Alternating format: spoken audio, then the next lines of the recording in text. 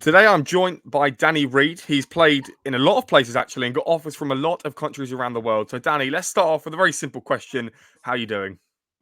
I'm doing good. How are you? Yeah, I'm doing amazing. It's really great to get you on. You've got such an interesting story, and it will just be absolutely amazing to get to the bottom of everything that you've been telling me. So, I think you should just start off by telling us about yourself. Who are you? I'm a 24-year-old footballer. I was born in Vietnam and I was adopted into a family into the U.S. I've played in the U.S. pretty much my whole life before moving to England. And in England, I played, and then I traveled in Italy.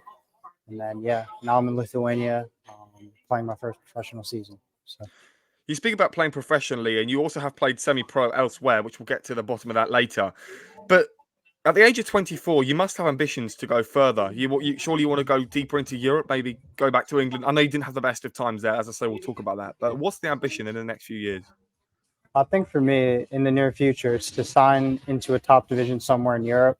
I like write down all my goals as well. And one of them is play for the Vietnam national team. One of them is to play in like European competition, whether that be Europa League, Europa Conference League, even Champions League. And yeah, I think those are kind of like the main big goals that I have. Well, I've actually got the notes down that you do have the option to play in Europe due to being in Lithuania, so you can potentially play in the Conference, Europa, or the Champions League. Is that a realistic target? If you were to stay at your club right now, is it realistic to get to the Conference League or even Europa League? Yeah, so I think right now, just because of how the season's progressed, the club I'm at right now, FK Garlava, we're about mid-table.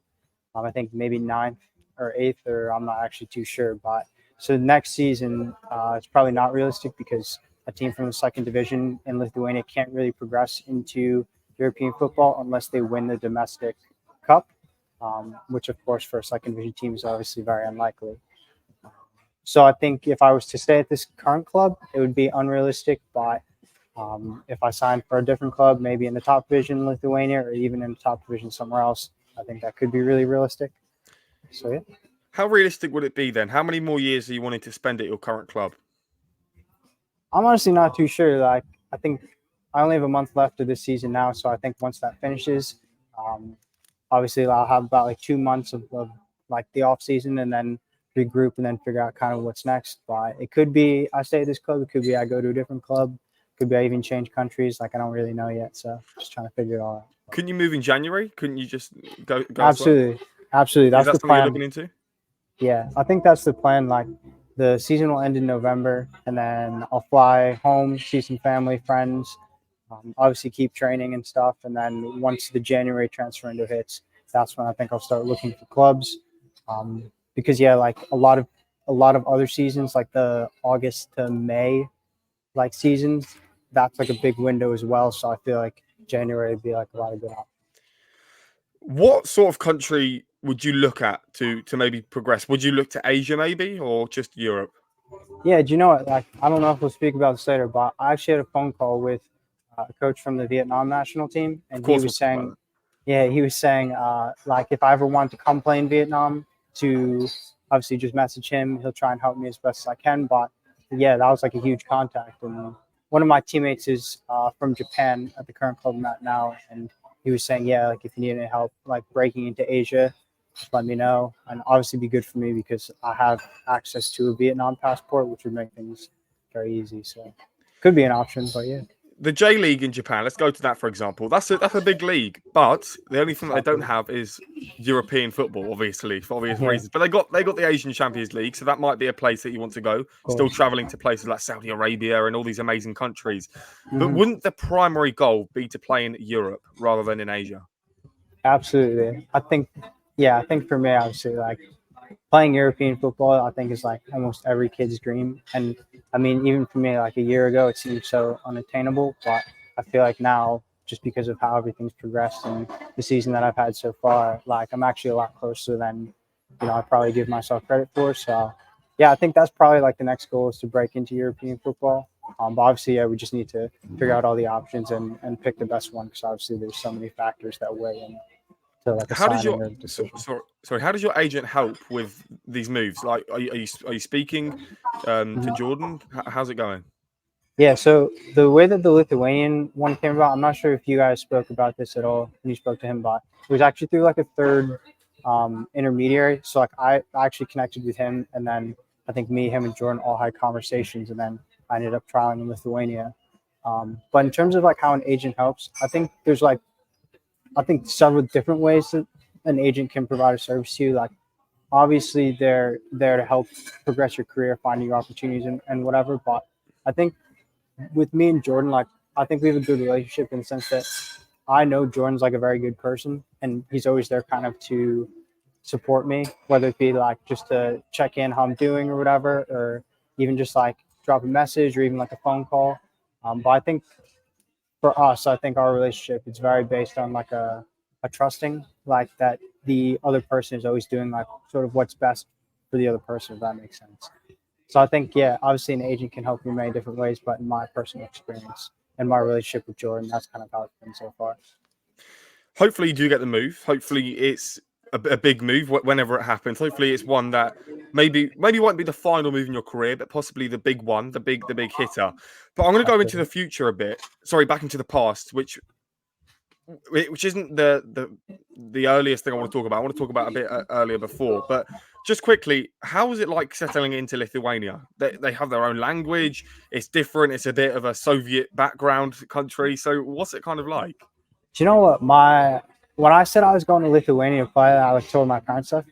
My mom was really concerned because obviously the current situation in Ukraine, like we Mm, border Ukraine, so obviously my mom was a bit concerned about that, and like that's like a real reality. So obviously moving here, there's a lot of Ukrainians here, and yes, settling in was actually quite difficult. Like the Lithuanian language is actually impossible. Like I mm. actually planned to try and learn some of it to try and speak, but yeah, one look at it and I was like, no chance. Um, so that's been quite difficult. Like there's obviously a big language barrier. The food's very different. The culture is very different. Like um, I don't know if like this will make sense, but apparently, you know, when you like greet someone, you like kind of like dab them up and you like, you know what I Yeah, mean? yeah, Like that. Yeah. yeah. Apparently, that's like offensive in Lithuania. So everyone just That's shakes crazy. hands and like That is fist crazy. bumps, which like to me was just like really mental when I moved here. So yeah, obviously it's been difficult adjusting, but everyone on my team's really friendly. Everyone's nice. And yeah, there are some English speakers here. So it's been okay. Do you talk to your players in English or do you know another language? Yeah, I speak some Spanish as well. So there's a couple of Brazilians on the team, and I communicate mostly with them in Spanish. And then most of the younger Lithuanians learn English because that's kind of what they're teaching in schools, I guess, nowadays. Whereas most people, older people in Lithuania, learned Russian because, like you said, they were in the Soviet Union. Um, so yeah, I'd say English and Spanish are kind of the two, but I don't know. For the most part, it's all right. You said that there was a culture change, and going a bit off footballing topic, I want to kind of know what it's like being in Lithuania because, as I said, it is a country that it does fascinate me. It's quite a small country, as you say. It borders such a mighty country that you never know what's going to happen. But let's stay out of the politics. But what is the culture like? Just what is it? What's the vibe in Lithuania? Do you know what? Like everyone here is really friendly, but on the surface they seem so unfriendly. Like I don't know if that makes sense. Like No, it makes sense. everyone's very stoic and no one really shows a lot of emotion. So I felt obviously going into a new club, like you never want to be sort of like the really outgoing person. New club, at least I've never been that person. So for me, it actually took quite a bit to start to like speak to people and chat because they would always on the surface seem like in a bad mood or whatever. I would just always be like, oh, I don't know, like if today's the day to speak to them. But yeah, once you speak to them, they're actually lovely. So I think that was kind of a big thing that I've realized culturally is like most Lithuanians here are just are very stoic, like, but as soon as you approach them, they're very friendly. So When you moved to Lithuania, tell me how long ago was it? Firstly, and secondly, did you have any family or friends over here? Or have you just started from scratch? yeah, absolutely not. I had zero family, friends in Lithuania. Um, and I moved here about 4 months ago, 4 and a bit months ago, maybe 4 months. Yeah. Are you still adjusting to it? Is it still difficult? Yeah, I'd say it's difficult, but it's nowhere near as difficult as like when I moved here at first. Like the first week that I was here was so hard. Like I'm pretty sure I cried like every day just because I was in this like foreign place, like had no family, friends. The time difference is crazy too. So it was really tough. But I think now I really started to settle in. I have like my routines now. I have certain places that I go, like this coffee shop I'm in. So yeah, it's been all right. I'm definitely more settled in now. But obviously the season's coming to an end, so it's a bit It's going to be late. back But to square one. yeah, exactly. So it's all right. Hopefully, you can fill the time with some other things. All right? Yeah, Are you into any sports? Any other sports? yeah. I mean, in the U.S., obviously, I feel like you grow up playing loads of different sports, watching loads of different sports. So yeah, I'm into basketball. I'm into football. I like playing golf. So yeah. Would America be an ideal option? I spoke to Lorenzo yesterday, and Angola International, hopefully. Is it realistic to move back to America to be with your family, whether it might be on a different side of America, but you'll still, you know the language perfectly, it'll be quite a similar culture regardless of the state that you'd be in, I'm presuming. But I'm looking Mhm, at the map right now, and it's a huge country, right? It's a big country. So you have a lot of teams to choose from. And I don't think mhm. it's the hardest, it's nowhere near as hard to play in America than it would be to play in Europe. So why wouldn't America be a great option? Well, I think, like you said, there's obviously loads of factors to weigh into like any decision. So for me, right, in terms of thinking about how close to be to my family, that I already know the American culture, that would be a dream. Like to play in the US would be absolutely perfect. But for me, I think European football is so close, and to sort of give that up, I think at this Hmm. point in time in my career, like there would have to be a very, very, very good offer coming from the US for me to even sort of consider that, you know? What country would be next? I mean, we sort of touched on it, but if you had to give me a country right now that you'd be willing, anywhere in the world, what country is ideal? Yeah, I mean, I think I've always wanted to play in Spain, and I tried in Italy as well and got a couple contract offers there. So I think Italy could be realistic too. But I think right now, honestly, experiencing the Lithuanian sort of winter, I think anywhere with warm weather, I think I'll take in a Yeah. heartbeat. But yeah, we'll see. But yeah, I honestly would play anywhere, any top division, any even second division, you know. So We'll talk about England later on, but let's mhm. go back to the earliest time that you can remember. Talk us through your life then. What was it like? Do you remember the time in Vietnam? Nah. So I was born in Vietnam, and I was put in an orphanage, and I was adopted when I was about 1 year old. When I was a 1 year old. Okay. So yeah, I don't really remember too much of Vietnam. I always grew up just in the U.S. So yeah. What did you learn growing up? Were you into like Sunday league? Yeah. So in the U.S., like Sunday League really isn't a thing. Oh wow. Like that's Sunday League is like a very English thing. Like Okay. I'd say in the U.S., maybe now it's more popular, but when I was growing up, that wasn't really a thing. So playing football, I just played with like a club team. It was like a local town team, and we travel and play all the other towns in my state. And then I joined an academy, and also joined this thing called ODP, which stands for the Olympic Development Program. And that was like the closest thing that I can think of to maybe like a Premier League academy. Because when I was growing up, obviously football now in the U.S. is really sort of growing because I think so many American players are playing in good foreign leagues, right? Like, but when I was growing up, the entire U.S. national team was basically comprised of players who played in America. So when I was growing up, it really wasn't that prominent. But yeah, I played a couple of different academies. I played this thing called the Olympic Development Program, which took all the best players from like the state, and you would play like other states across the U.S.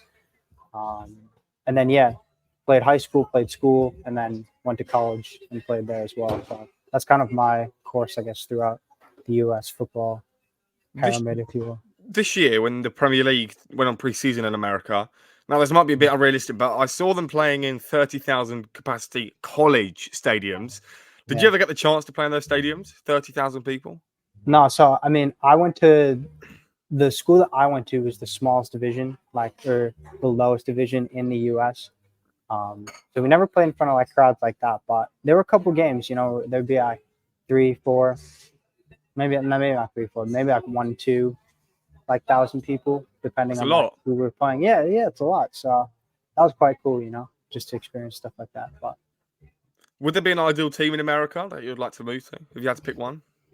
do you know there's a team in my home state called the Hartford Athletic, and they play in the second division of the U.S. And I've always said that once I get like maybe a bit older and like I'm thinking about sort of ending my career, that'd be such a nice place to go and play because of me and my parents could like come watch loads of games like really easily. So I think maybe that'd be my ideal sort of US team. Do you how often do you travel back to see your parents? Almost never, to be frankly honest. I was in England for 2 years, and then I've obviously moved here. So I really only see them on holidays like Christmas. Um, yeah, just Christmas really. And I flew home for my sister's graduation from college as well. But I don't Does really see them that often. So does that not like affect you mentally? oh, absolutely. But I think that's one of the sacrifices that I think you always have to be prepared to make when you're pursuing football, because you never really know where it's going to take you. So yeah, I don't know. Obviously, it's a big toll mentally sometimes, especially when like you see like your family at like family gatherings and whatever, and you always sort of feel like, oh, you're the one not there. But I think yeah, if you're gonna sort of go for it and you're gonna sort of make it, you have to be prepared to make sacrifices like that. So I think it's all sort of part of the journey. So after you played for this team in America, you went to England, right? Mm-hmm. Correct. Okay, and moving from England to America, firstly, must have been again a big culture shock, a bit of a change. Yep. And you said to me that you didn't enjoy it and you found it hard to adjust. Firstly, what Absolutely. teams did you go with? And secondly, why was it so difficult to adjust? Yeah, so I actually studied when I was in England, which I absolutely did not want to do. I literally just wanted to move there to play football. But as an international like person coming into England with no contacts, whatever, going to uni was actually the most affordable way to live and still play football. So I played I went to the University of Brighton, played for that team, and then joined like a local team in Step 5 called Peacehaven. Was there for about pretty much the whole season, and then after that went to Italy. But yeah, my first season in England, and even the beginning of my second season in England was just so difficult. Like there were just so many things that I had sort of never experienced, like football politics, like just the non-league style, like the physicality, the aggressiveness, the sort of lack of like I'm not gonna say football in non-league isn't pretty, but it's just not pretty. You know what I mean? Like we'd go like to places like in the dead of winter, it'd be pissing down, and then it'd be just hoofing long balls for 90 minutes. So I can't. Yeah, that was just really difficult, sort of as an experience. But yeah. Why was it so difficult to adjust? Did you not like the food? What was it that made it really difficult to settle in? No, I don't know if it like the culture thing was fine. I think obviously being able to communicate, that was a huge plus as well. I think just for me, it just came down to football because I was there for football, and so obviously like sort of struggling, like I said, adjusting to physicality, adjusting to the weather, adjusting to being a foreign person in a country that I personally feel is so heavily focused on where you've played before, especially if you have an English manager. Like I think your background in England means everything to a lot of managers. And so for me coming in, being a relatively unknown sort of player, I think I was quite frankly overlooked a lot of the time. So yeah, just I think a combination of that just really caused me to not enjoy it. Was the time in England the time you spent in England, you said that you didn't have any contacts. If you did have maybe a few contacts and you stayed there continuously until now, for example, is it would it have been realistic? Like, where would you have seen yourself from Step 5 2 years or 3 years ago? Where would you see yourself now if you stayed in England? Yeah. So this summer, well, so I think first of all, like as for me as a player, I would say that I'm a very technical player. Obviously, my build, I'm like 5'6", 5'7", maybe like 63, 64 kilograms. So like not a huge build, but I think what separates me from a lot of players, I don't know if we're going to talk this way, but what separates me from a lot of players is one, my movement. Like I think my ability to like check into spaces and check into like the half space and turn is sort of what sets me apart from other players. But in England, right, especially in non-league, because it's so physical and because of my build, I'm a player who, as soon as I check into that space, I need the ball like right away. Like the timing has to be right, because if I'm waiting for the ball for 1, 2, 3 seconds, I'm just gonna get smashed. And that's what happened. Like that's literally what happened every non-league game. And I felt like because of this, like I was sort of unable to thrive in that sort of setting, which obviously I would go and try out like higher divisions or whatever, like in the off season, would really enjoy it because obviously the ball's moving quicker, you're surrounded by more technical players and whatever. But then because I hadn't succeeded in the lower leagues of non-league, no managers were willing to take a chance on me. And so I think sort of just to preface that, like as my experience. But I did this summer, I had a really good training group. I was playing with guys who were playing in step two, step three, and like I really didn't feel out of place. So I think maybe now if I was to go back, I think I would want to say maybe step two, like maybe like National League Conference. I would say would be like a really realistic shot. Maybe even like Panorama. So I don't know. Couldn't Jordan help you with that? Couldn't Jordan really push you across the line? Like, surely he knows what you've got to be able to do. No, absolutely, absolutely. But I think now, and going back to European football, like I feel like obviously England is the best footballing country to go to. Like it's the highest level across sort of any country in the world, in my opinion. But for me personally, I feel like even though it might not be a step back in terms of ability, for me right now playing in a second division in Europe, it would be a step back to me, I think, going to play maybe in step two or even step one in England. You know what I mean? Because I'm like one division away, one good season away from playing Champions League. And I think for me, in terms of my career, like that kind of exposure and that experience, like that would just be unreal, you know? How long would it take? So, if you didn't reach Champions League, Europa, or Conference League by, let's say, 3 years, say you'll be 28, 27, 28, would you look back at this time that you've had as sort of a make or break season? And if it didn't work out, would you be quite disappointed? Yeah. Do you know what? I've up to this point in my career, right? I've always thought about like each season as like I need to absolutely smash the season to like get a move, get a move, get a move. But since I've been here and since I've been surrounded by like good players, good coaches, I feel like I've learned a lot already. And I think for me, it's honestly just come down to just enjoying the experience and enjoying the game and trying not to put so much pressure on myself. And I think for me too, like as long as I'm happy and as long as I'm playing football and as long as I can sort of sustain my lifestyle, like I feel like there's no way that I could ever be disappointed in that, you know, because I feel like I'm living a dream that I never would have thought was possible. So There was a dream that could have been possible, and that was possibly moving to Italy, correct? And correct. you spent a few years in England. I think it was maybe one, and then you went to talk us through. Did you go to Italy to Serie B? Mm-hmm. You went to a Serie B club, and then that fell through due to your passport, which hopefully you can talk to us about. And then you moved Mm-hmm. back to England. So talk us through the whole process in depth as best as possible. Yeah, correct. So when I moved to England from the US, right, I moved there with a very specific goal in mind, and that was just to develop physically because up up to that point in my playing career, I'd never really experienced like an uber aggressive sort of system where players like sole purpose on the pitch was kind of just to smash you. And I feel like for me, it was like a really good learning experience and allowed me to sort of develop my play to become more physical and more aggressive. So after that first season in England, right, I felt like I'd accomplished sort of what I needed to in England. And yeah, I was looking for trials and opportunities abroad. I found one in Italy and it was like an open trial. So I went there for about a week, just played games, did training sessions in front of like different scouts, different coaches. And yeah, I was actually able to get two different contract offers, one from the fifth division in Italy, and then one from a Serie D club in Italy as well.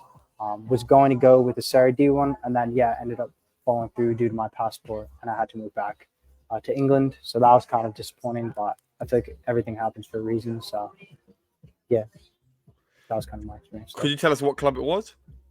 Yeah, it was a team called ASD San Luca. Yeah.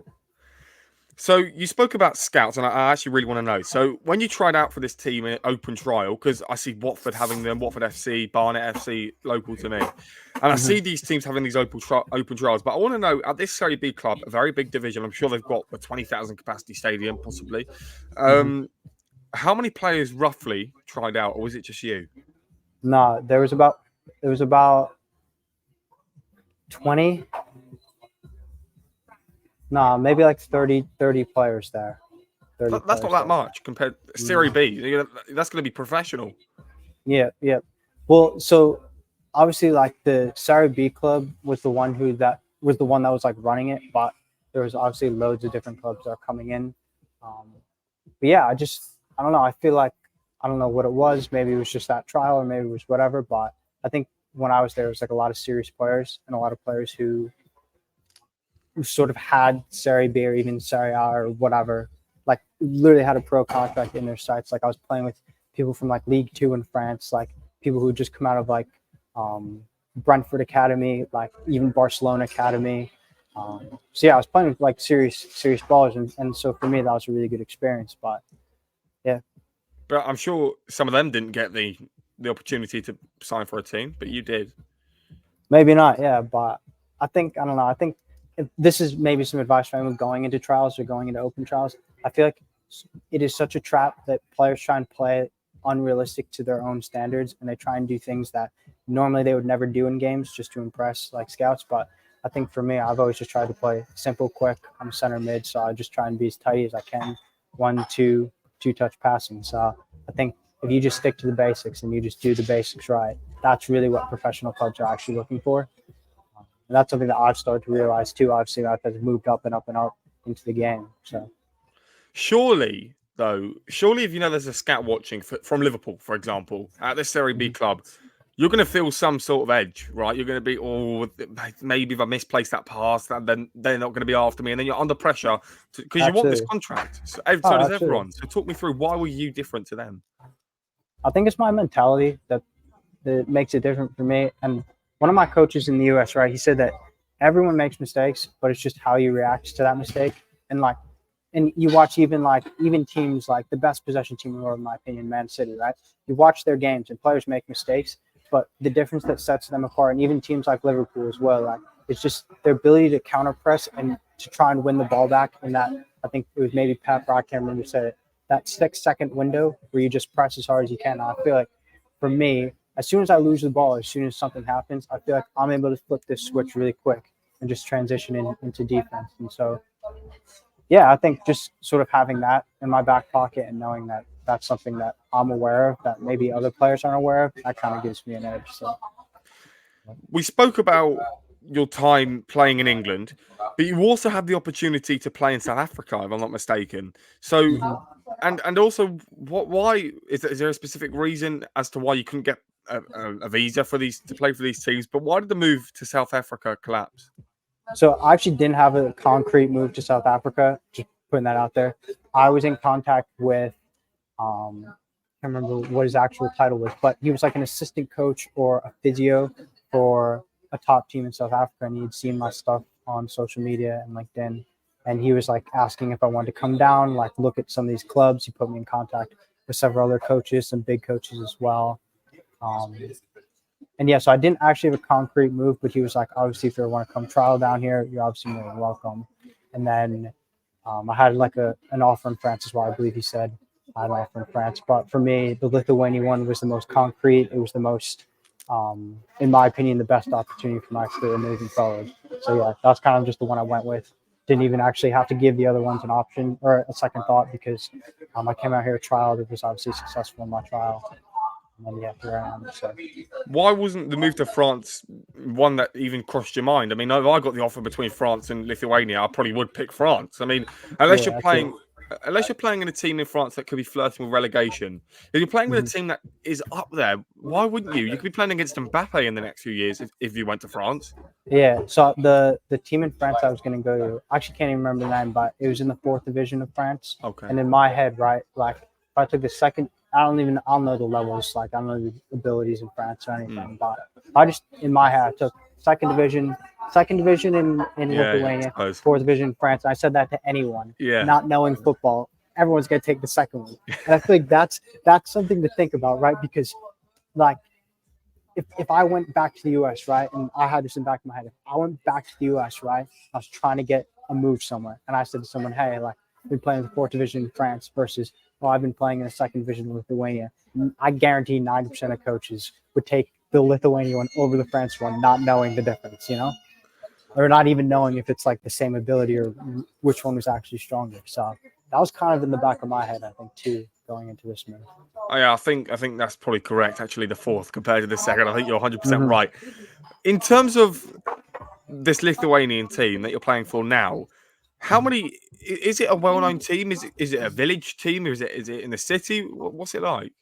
Yeah, so the coffee shop that I'm currently in is in a town called Kaunas, and it's the second largest city in Lithuania. Garlava, which is like where the club is located, is on the outskirts of that town. Um, I would say it's actually pretty well known. Like, it's obviously there aren't too many teams in Lithuania, and for us playing in like the second division, I'd say that obviously like a lot of people sort of need or like have heard of us or know about us. And we also play some pretty high profile games. We have played some pretty high profile games since I've been here. So I'd say it's not a big club, but it's also not a small club. It's somewhere like in the middle. But it'll be a club that you want. That this is a stepping stone club. You surely Oh, want to be absolutely, moving. absolutely. Do they know that? I think, and this is another going back to England in a minute, but I think a lot of the players at Garlava or who have played at Garlava will stay for 1-2 seasons and then look to move up.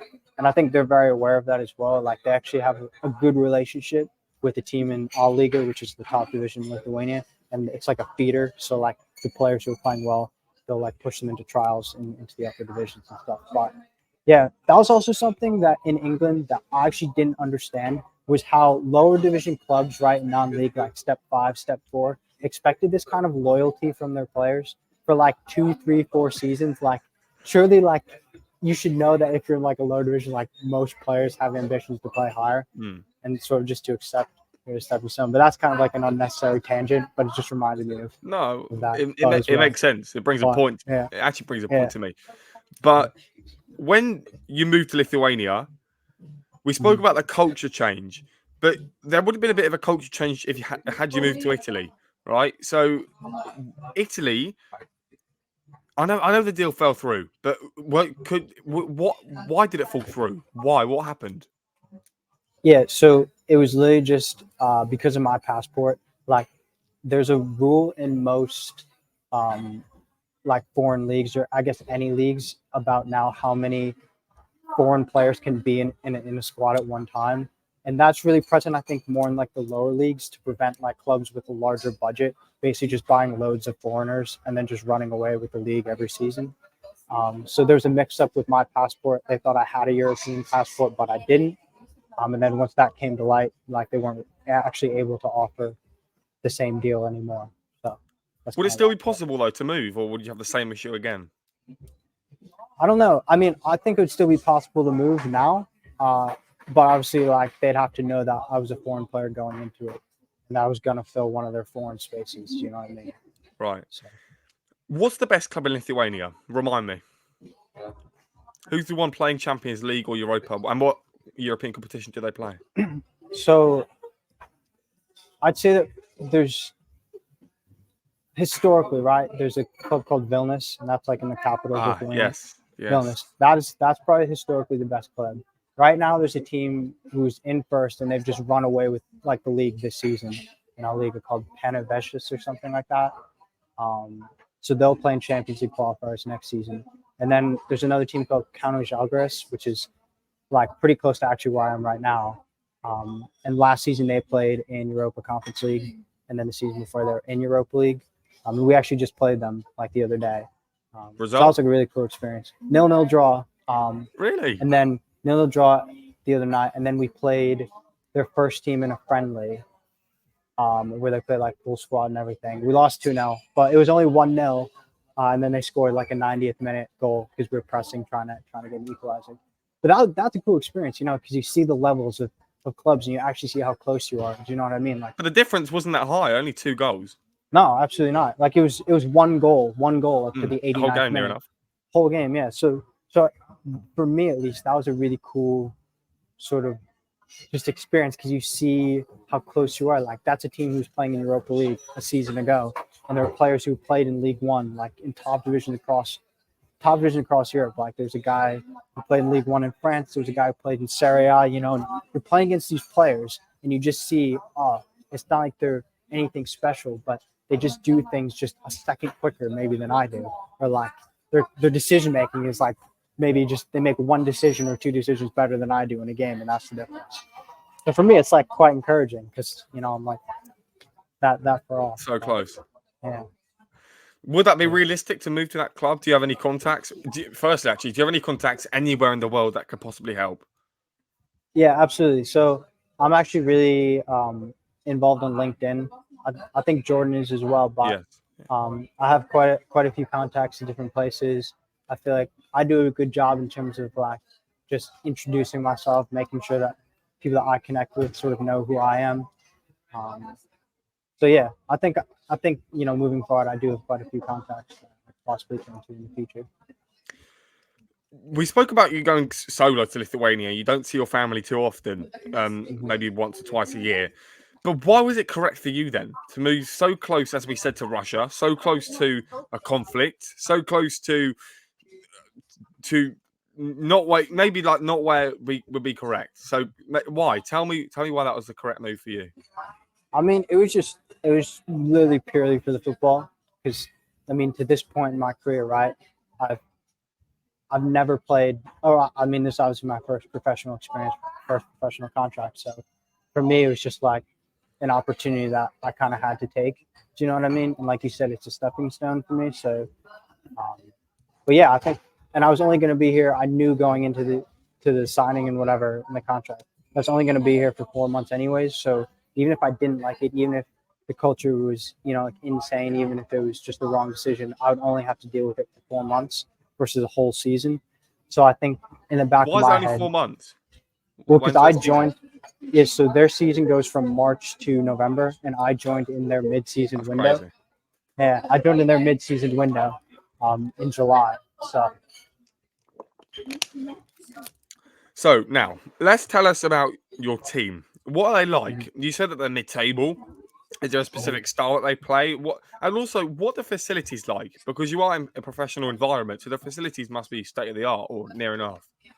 Yeah, I mean, I wouldn't say state of the art, just because, I mean, obviously, well, first of all, football actually isn't the primary sport in Lithuania. It's actually basketball. I mean, football is kind of similar. Yeah, I know. Yeah. Football is kind of similar, right? In terms of like the U.S., like that's kind of on the rise. I'd say that our facilities are nice. Like we have a clubhouse, we have a really nice artificial pitch, um, and we have obviously all the equipment, all whatever, like all the testing, whatever that we need. So yeah, like it's a nice place, and but I wouldn't say it's anywhere near the standard of any sort of facility in the football league, just based on like the budget and the money that's actually coming into the club. But the team, I'd say it's really good. I'd say there's a lot of very good players. There's a lot of players who either play for like the Lithuanian national team in terms of Oh, like the really? U21s. Yeah, we've quite a few players who played like who have or are playing in like the U21 like Lithuanian national team, or who've played in all Liga clubs that have just come down on loan or have come down just because they weren't getting enough playing time in those all Liga teams. We've quite a few. We've a couple players from Japan, and a couple How many players from foreign players are Brazil. they allowed? I actually don't know. I know that in a game, though, right? In a game, you're only allowed to play 5 foreign players at any one time.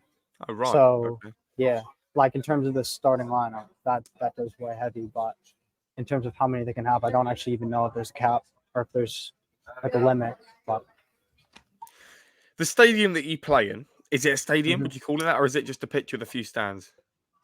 no, it's like a proper stadium. Like I mean, there's like bleachers that surround like the whole thing, and yeah, I'd say like the atmosphere at games is actually quite nice. Like I actually just posted something on Instagram, but we had a game the other night against that club I was talking about, Counter Jagras, and it was like it felt like Champions League. Like, people were like turned up with like flares, like Yeah, there I was like saw that. smoke going Yeah. everywhere. Yeah, like it was crazy. Is And, that like, regular, or is that just a derby or some big game? yeah, so that was a derby, so obviously it's a bit more lively. But I'd say for the most part, like yeah, every sort of game was like a really good atmosphere, kind of similar stuff. And like obviously we've gone to places like we go and play other clubs, and we're playing in these huge stadiums. So yeah, it's quite cool. I don't know. It's like yeah. The club that you're playing for now is in the second division, but yet you are a professional. How does that work? How is every other team in the division professional? Is that how it works? Yeah, so the top two divisions in Lithuania are professional. I think there are some professional clubs in the third league, but I would like kind of equate the third league with maybe like the National League or Vanarama. You know, like some teams are part time in the third league, some teams maybe full time. I'm not actually too sure, but every club in the second division is a full time club. So Could the club, or have the club, or will the club go abroad for pre-season, or is it just a case of staying in the country? I actually don't know. Like, I mean, I suppose that could be an option, or could be something that they do. Could be something other clubs do, but I'm honestly not too sure. So talk me through your training then, because I know for different players it can be different. Some people wake up and take supplements and stretch and do all this kind of stuff to ensure their best performances, or so they say, just to get the correct mentality of the game. Even not on a game day, they still do the stretching and the supplements. So what do you do when you wake up? So like, for example, today, was it an off Mhm. day? Was it a training day? Yeah, so today was an off day. So actually, most days is actually quite bad, but I actually wake up quite later than I think probably most professional footballers do. But I would say that that's What because of the time's that? time, maybe around 10:30, Yeah. 10:30, 11. But it's because the time difference in the U.S. is 7 hours behind. So I can only speak to my family That's crazy. at the earliest, let's say at midnight. But like realistically, my parents are driving home from work and stuff, so Mm, I can only speak to them around maybe like 12:31. And so like I that's was here crazy. speaking to them and then going to bed like around two for most nights. So I'd say kind of that's sort of why. But yeah, I'll wake up, make food. If we have a game or whatever, like obviously that changes everything on that day. But if it's just a training day, I'll just make food, go to the gym, then maybe go to the pitch, do some stretching, do some mobility, whatever. Maybe do some extra bits like before if I want to, and then we'll have a training session, and then yeah, just come home. So it's literally like the same thing almost every day. The off days, I'll come into town usually, come to this coffee shop, maybe go out for a meal. But yeah, I feel like most days for me look pretty much the same. Like it'll literally just be wake up, eat food, football, go to sleep. You know, so. But What's the food like in Lithuania? Is it nice? Is it meat? yeah, it's very like potato and like beef Yeah. centric. So What's the name for that? Isn't there a name of it? I forgot what it's called. In Soviet countries, they have that. It's like a stew with potatoes and oh, I know literally exactly what you're referring yeah. to. It'll literally come to me. There's that goulash. Is that it? That rings a bell. Maybe, Goulash. I know that's like a maybe. big thing, but yeah, it's just very like heavy, you know. Yeah, it must be nice to just have all like the flavors in your mouth at once, which is nice because again, I like to Yeah. travel, so it's quite nice to do that. How often are your games? Is it twice a week or is it once a week? Most of them are once a week. We either play on a What day? Friday or Saturday, Okay. Friday or Saturday, and then I think we actually have a midweek game coming up, and we'll play on a Saturday and then a Wednesday. So, When you train for mhm. different professionals, it can be different. I spoke to Idris Kanu the other day, who's a professional for Barnet in the National League, and he said to me that he can train 2 times a day. How many times a day do you train? Yeah, so we do have double days. It'll be Tuesday, Thursday. We'll have 2 sessions in a day. But what's Um, the need for that? Like, what's the difference? yeah, so the first session of the day normally is more technical and it'll be like more focused on short, sharp movements. Maybe like it'll just be like working on your feet, just working on touch, getting you as many touches on the ball, but in a very low intensity setting. And then when you come back, it'll be like obviously more of like a team centric training where you're doing more possession, more transitions, more games, just sort of in that realm. So I think there is a good need because obviously, say in a game, I don't know the average touch rate, but you probably don't touch the ball that much in a game versus when you're in an individual session. And just having that sort of ball mastery and technique sort of work is obviously really important. So There must be quite a few players in the team, maybe like 20, 25 players. yeah, there's about I'd say 20, 23 maybe first team players, but then we have several academy players who will come and train with us as well. Is it normal then for yourself or some other players to be dropped? Is that a case, or does everyone just turn up? Dropped in terms of like dropped from the squad or dropped from the starting 11? Yes, drop from the squad. They're not needed Yeah, that week. yeah. I'd say that that's more for the academy kids because I know he selects about 18 or 19 players. I mean, I personally haven't been dropped yet from the squad, so I don't really know sort of how he goes into that selection. But yeah, typically it'll be like more like the younger kids, younger academy kids who won't make squads. But yeah. With the academy, are they decent players? Do you talk to them? Yeah, no, they're all very good. I think our U18 team right now is actually top across Lithuania. I think they're first in the league or something like that. So yeah, they're all really good players. Like I can definitely see some of them making the transition into maybe even like A Liga in the next couple of seasons. So yeah. We spoke about the past. We spoke about Vietnam, America, Italy, South Africa, just to name a few. And if I've left anything out that doesn't explain the full story of who you are today, please let me know before you answer this question. Mhm. But let's talk about the future and representing Vietnam. You said that you Mhm. have contacts with the coach. What was the contact like?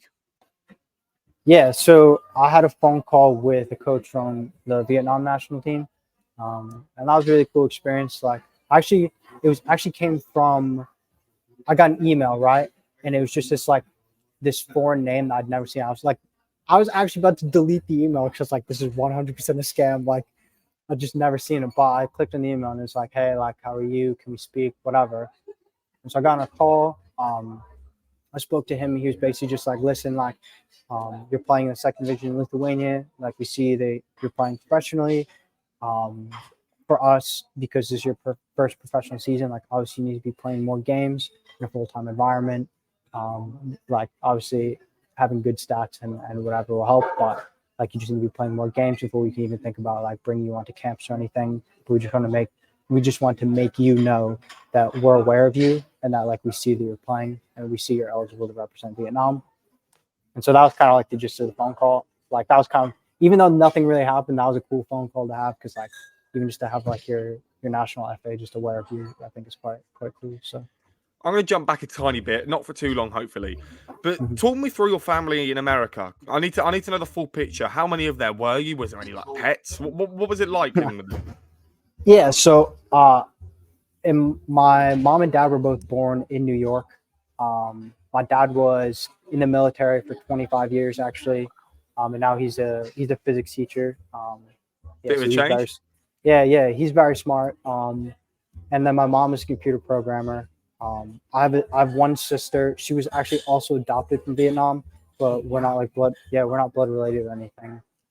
Then yeah, I have one dog. So yeah, that's my immediate family. But I have like loads of cousins, and uncles and stuff as well. So we've quite a big family in terms of that Are aspect. they not pushing you to represent America? How proud would they be to represent America? Do you know what? Like, I think to represent America would be that would be a pleasure, to be honest. But I just think like at the end of the day, I was born in Vietnam, and that's like, even though I never lived there and whatever, that's like It's the only country correct to do of so. yeah, that's the country of like my blood, you know. So I feel like for me, that's the only place that I ever sort of even think about representing. To be honest, Have you gone back to Vietnam? yes, yes, You been back have. a couple times, yeah. And is that just for trips? Is that what's the need? Yeah, that was really just for trips, just for like tourism and stuff, just to see the area, just see sort of where I was from. And do you like Vietnam? It's actually the most beautiful country I've ever been to. Like Really? anyone who's thinking about going on a trip, like Vietnam has to be up there because it's just unreal. Like it's actually insane. So The football over there doesn't ring too many headlines in the newspapers. So talk me through the no, football over there. What if you want to compare it to Lithuania, the standard that you're playing at now, where would it be compared to in Vietnam? yeah, actually, I mean, I honestly can't even comment too much on that because I don't actually have a good grasp of exactly how big the level is or how big, if there is a gap or how big that gap would be. I know that the budget and the salaries of players who are playing in the top division in Vietnam is like insane compared to the top players in Lithuania. Is Um, it bigger or smaller? much bigger, much bigger. Really? But yes, like when I was speaking to the coach on our phone call, he said that the average player in Vietnam playing in like V League or whatever it is makes about 100K a season. And in Lithuania, I think it's probably less than half that. No way. Even that.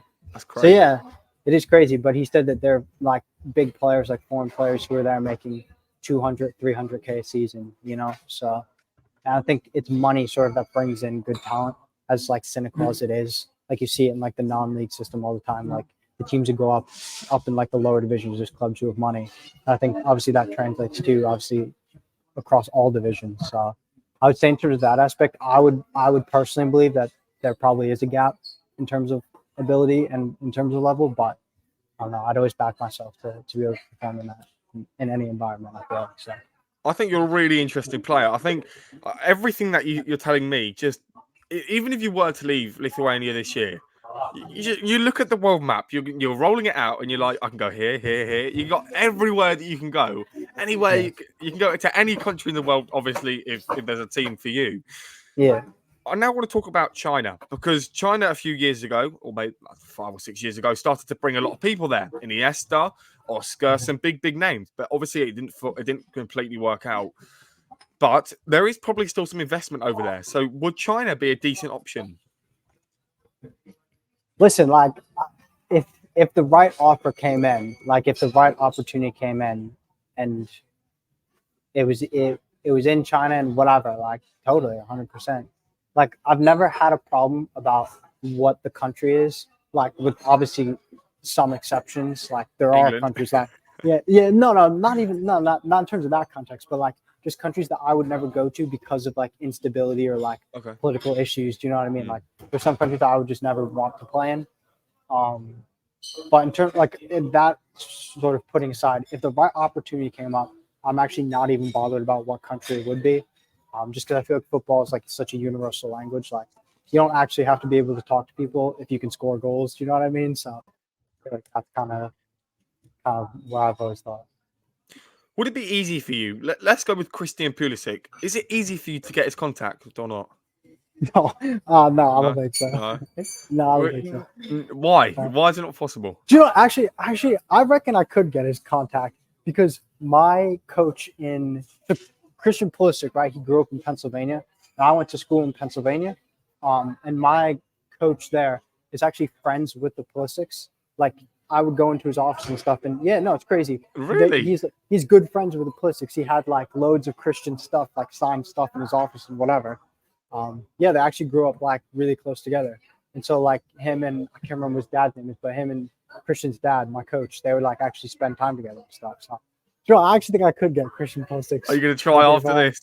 No, probably not. But I don't know. Maybe anyone else, it would be quite difficult. But maybe not Pulisic. But maybe you could. And for me, it's just about connections, like you said. Oh, absolutely. Inter Miami have a goalkeeper, Chandler. For example, someone of his ability, decent level, playing in the MLS. Is that realistic for a professional like yourself? Is it easy to get these kind of contacts or not?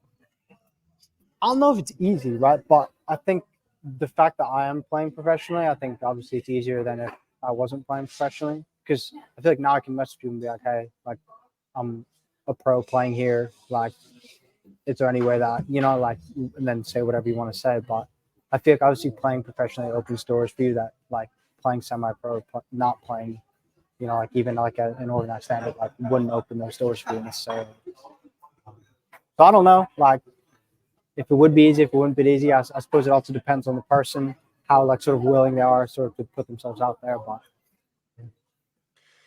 let's think of an obscure country, okay? Try and think of one as I'm talking to you that maybe wouldn't be the top 5 divisions. I mean, you could say Ajax, for example, in that kind of leagues, but maybe a team. I'm going to give you a country, maybe like a Morocco, for example. Would it be a case of, I know you're professional now, and I know some semi-professionals could get more money than professionals, maybe by only a little bit. Would it be a case of turning semi-professional to play in that kind of division, but at the top? Would that be something you're willing to do? actually, in all fairness, like I actually can't think of a top division that would be semi-professional, to be frankly honest. Okay, all right. But if that was the case, depending on what kind of exposure you would get from playing there, maybe, because the thing is, right, like if you if you went into a semi-professional environment, right, if you were playing in like Champions League or whatever it is, because you're in the top division, I think I would genuinely consider that because teams that you would play, the exposure that you would get, like that's like I can't even think of anything that would sort of rival that, and that experience. So maybe I'd consider it, but yeah, I don't really know, to be frankly honest.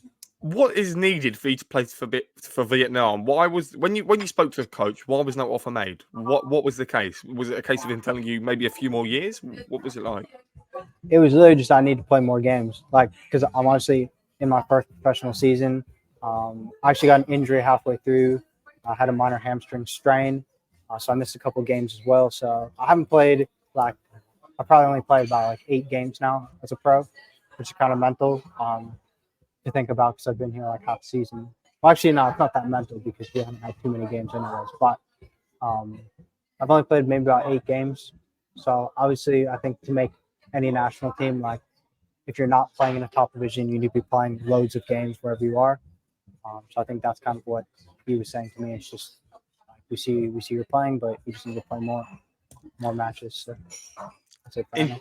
In terms of an ambition that you wanted to set yourself in 5 years' time, when you'll be 29, what would it Yeah. be? What's the ideal thing that you want to achieve? I mean, it's 100% European competition. Does it matter what European competition? No, I don't think so. I mean, obviously, I think Champions League is like the most. Like, that'll just be unreal. But the amount of players who I think can actually say and who will have played across like a European competition, like just that experience, I think as a whole, is just be something that I don't know. I can't even imagine like it would be like. I think maybe that and maybe to sign like a deal with someone like a Nike deal or something like that. Do they come easy? Absolutely not. No, you I got to don't work. think so. Absolutely, yeah. I think you got to work, and I think you have to be very sort of unique in terms of your story and your background. But I think that's something that I have. So I am holding out hope because I feel like I've come from the lowest levels of I think football as a whole, and I've sort of made it here because of my work ethic and because of sort of my mentality. I think that's something that I think offers companies actually a lot of good PR and a lot of good advertisement. So yeah, I'm holding out hope. I think that'd be a really cool goal to achieve. Would you agree with me that this is the make or break? Because the next move for you could determine Champions League or it could determine Europa League. Is it the make or break, this next move? And if so, we have touched on it, but what would be the ideal team? If you had to pick one team right now that's realistic and you'd like to play for, who would it be? I actually don't have a set team in mind. Okay. And I actually don't even think that this next move is make or break because I think from my situation, right, of how quickly things changed, right? Like I was playing in step 5, like, I don't know, less than a year ago. And now I'm playing in a second division in Europe. Do you know what I mean? Like it's literally like 6 months of just consistency and like you're literally like one message or one contact away from possibly making like a career move or make or break, like you said. And so for me, I actually don't even know if I believe in like there being a make or break sort of opportunity because I think that the next opportunity, next whatever, is just literally right around the corner, or could be right around the corner.